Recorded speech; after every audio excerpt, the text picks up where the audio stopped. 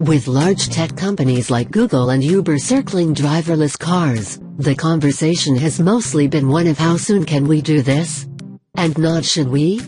Of course, autonomous cars would be cool, but what are the advantages besides the obvious luxury of not needing an error-prone, human hand behind the wheel? Researchers from the Lawrence Berkeley National Lab in California say another advantage exists, an environmental one.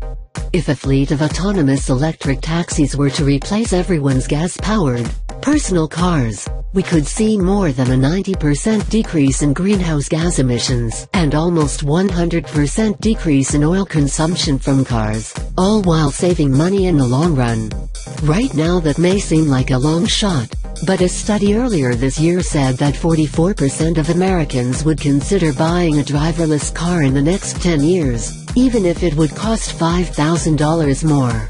Now this may seem obvious. If you started to only build electric cars, emissions and oil consumption will fall. But what surprised Berkeley researchers was how most efficient such a system would actually be, even with the relatively high cost of electric vehicles today.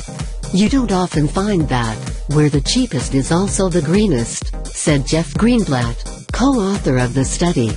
A fleet about 15% of the size of all private cars could service the same population, if scheduled correctly, estimated Greenblatt.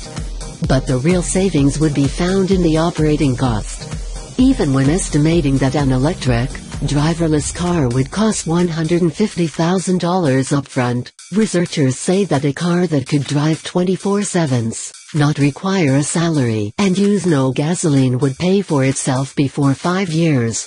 The paper says that price will drop drastically, citing an IHS study that says autonomy will only add around $5,000 to a car's current sticker price by 2030. When asked about the limiting range of electric cars, right now the popular Nissan Leaf gets 84 miles per charge, Greenblatt told Popular Science that a fleet would be able to compensate for that range, versus a single-owner car. When the battery is low, a car would simply drive back to the main station, to be replaced in the field by a charged car. Researchers relied heavily on the idea they called right-sizing, meaning the car dispatched would be fit to the trip's needs.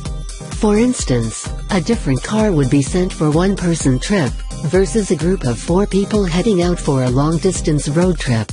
Greenblatt said that if based purely off current technology, that might be a situation where an autonomous hybrid car would be deployed.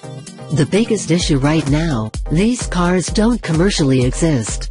However, it seems both Google and Uber are looking to change that, and according to Berkeley Press, researchers from this study already have talks scheduled at Google.